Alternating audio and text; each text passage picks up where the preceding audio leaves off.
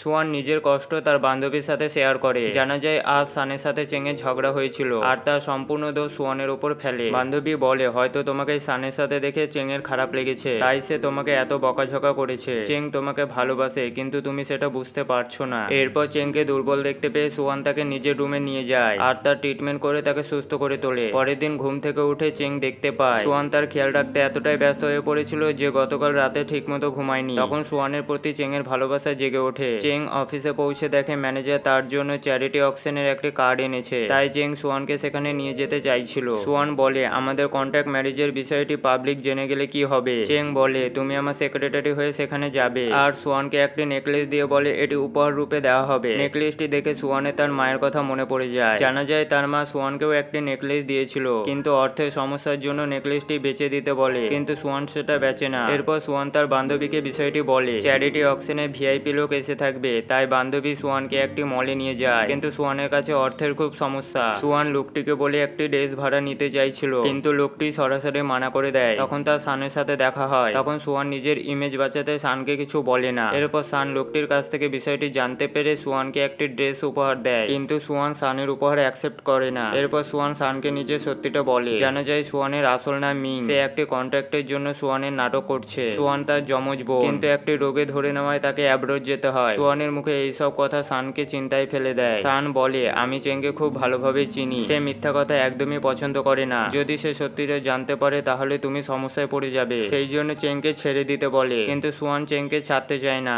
এরপর সোয়ান বান্ধবীকে সব কথা বলে, কিন্তু বান্ধবী ছিল খুব চালাক, তাই সে সোয়ানের জন্য আগে থেকে একটি ড্রেস পছন্দ করে রেখেছিল। জগিং করার সময় চেং দেখতে পায় সোয়ান একটি ড্রেস অর্ডার করেছে, কিন্তু ড্রেসটি ছিল বাজে। চেং ভাবে হয়তো অর্থের সমস্যার জন্য সোয়ান ভালো ড্রেস অর্ডার করেনি, তাই চেং সোয়ানের জন্য একটি ড্রেস অর্ডার দেয়, কিন্তু চেং সোয়ানকে সেটা বুঝতে দেয় না। ড্রেসটি পেয়ে সোয়ান খুব খুশি হয়। এরপর সোয়ান তার বান্ধবীকে ধন্যবাদ জানায়, কারণ সোয়ান ভাবে ড্রেসটি তার বান্ধবী অর্ডার করেছে। ঠিক তখনই আন্টি সোয়ানের রুমে এসে বলে চ্যারিটি অকশনের জন্য কেউ একজন ড্রেস নিতে এসেছে, আর ভুল করে আন্টি চেং এর মায়ের দেওয়া নেকলেসটি নিয়ে নেয়। এরপর দেখা যায় সোয়ানের পিরিয়ডস হয়েছে, তাই সে চ্যারিটি অকশনে যেতে না চাইলে চেং তার খেয়াল রাখে আর তাকে সুস্থ করে তোলে।